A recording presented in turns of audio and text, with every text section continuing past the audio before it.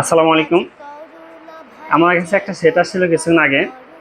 এই সেটটা সমস্যা ছিল নো সার্ভিস, কোনো রকম সার্ভিস ছিল না। তো নো সার্ভিস হইলে অর্থাৎ নেটওয়ার্ক ইস্যু হইলে আমাদের অনেক টেকনিশিয়ান বা একটু তালগোল পাকে এলায় যে কী হয়েছে কী করব। তো হয় কি অনেক সময় দেখা যাচ্ছে সব আইসি হিট দিতে থাকে, তো এরকম না করা উচিত। তো যেটা করতে হবে আপনাকে কিছু ধারণা রাখতে হবে, নো সার্ভিস সম্পর্কে, নেট সার্ভিস সম্পর্কে কিছু ধারণা রাখতে হবে। কিছু ধারণা, কিছু ট্রেনিং যদি আপনার মধ্যে থাকে ইনশাল্লাহ এটা সম্ভব, অসম্ভব কিছু না। তো দেখেন, নো সার্ভিস হলে আপনারা প্রথম যে কাজটা করবেন সেটা হচ্ছে যে সেটের ভিতরে সিম আছে কিনা সেটা আগে নিশ্চিত করবেন। এবার আমরা সেটিংয়ে যাবেন, সেটিংয়ে গিয়ে সিম সেটিংয়ে গেলে আপনার সিমের ওখানে নাম দেখাবে যে গ্রামীণ ফোন, বাংলা লিঙ্ক যেই সিমে থাক না কেন ওই সিমের নামটা দেখাবে। তো আমরা নিশ্চিত হইলাম যে এই সেটের সিমটা ঠিকই ছিল কিন্তু নেট ছিল না, অর্থাৎ নো সার্ভিস ছিল। তো নো সার্ভিস থাকলে এরপরে যে ধাপ, সিম দেখার পরে, সিম দেখার পরে আপনি দেখবেন যে এই সেটের রেডিও অফ নাকি অন। ঠিক আছে, তো রেডিও অফ নাকি অন সেটাও আমরা এই সেটে চেক করছি। রেডিও অফ নাকি অন চেক করার জন্য আপনি একটা কোড ডায়াল করতে হবে, সেটা হচ্ছে *#*4636##। এটা দিলে দেখেন ফোন ইনফরমেশন, এরকম ফোন ইনফরমেশন নামে একটা লেখা আসবে। তো এখানে ফোন ইনফরমেশনে ক্লিক দিলে এখানে দেখেন এই যে মোবাইল রেডিও অন ছিল, এই যে মোবাইল রেডিও পাওয়ার অন। ঠিক আছে, তো রেডিও অন ছিল, ওকে ছিল। এরপরে আপনার যেটা চেক করতে হবে, রেডিও চেক করা, সেট ডিসেম্বল করার আগেই, সেট কোনো রকম খোলার আগেই আমরা এগুলো ডায়াগনোসিস করতেছি, দেখতেছি, এভাবে দেখা উচিত।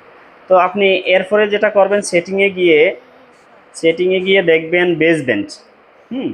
তো সেটিংয়ে বেসব্যান্ড অনেক সময় খুঁজলে এখানে যে BAS, হ্যাঁ, এটা লেখলে আপনার বেসব্যান্ড দেখাবে। দেখেন এই সেটের বেসব্যান্ড দেখাচ্ছিল ওকে, মানে বেসব্যান্ড বাসন ওকে ছিল, এই যে ঠিক আছে, বেসব্যান্ড ওকে ছিল।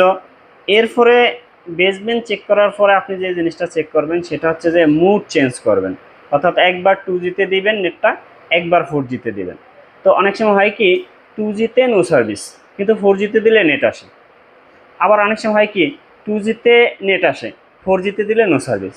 সেই ক্ষেত্রে আমরা ডায়াগনোসিস 2G আইসি না 4G আইসি কোনটা সমস্যা। হ্যাঁ, তো এই সেটের যখন আমরা 2G-তে দিছি তাও নো সার্ভিস ছিল, যখন 4G-তে দিছি তাও নো সার্ভিস ছিল, অর্থাৎ কোনো রকম নেটই ছিল না, নেট ছিল না। তো দেখেন এরপরে যেটা আমরা চেক করব সেটা হচ্ছে যে এখানে একটা অটোমেটিক, হ্যাঁ, অটোমেটিক নেটওয়ার্কের একটা অপশন আছে।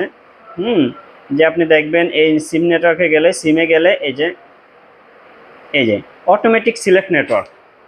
ঠিক আছে, তো অটোমেটিক সিলেক্ট নেটওয়ার্কে ক্লিক দেওয়ার পরে এই সেটে কোনো রকম নেটওয়ার্কের বারই পাচ্ছিল না, কোনো রকম নেটওয়ার্ক, যেমন কোম্পানি গ্রামীণ ফোন, রবি, এরকম এগুলা দেখেন, এই যে গ্রামীণ ফোন, রবি এগুলো পায়, কিন্তু ওই সময় যখন নষ্ট ছিল সেই সময় কোনো রকম এখানে লেখা আসছিল নো নেটওয়ার্ক ফান্ড, অর্থাৎ কোনো রকম নেটওয়ার্ক পাচ্ছিল না। এর মানে কি দেখেন, এখন ডায়াগনোসিস করেন যে কি, এতক্ষণ আমরা যেটা দেখলাম সেই এলাকায় ডায়াগনোসিস করি। দেখেন 1 নম্বরে আমরা সিম তো ওকে পাইছি, 2 নম্বরে আমরা রেডিও অফ পাইনি। যদি রেডিও অফ থাকতো তাহলেও নো সার্ভিস থাকে।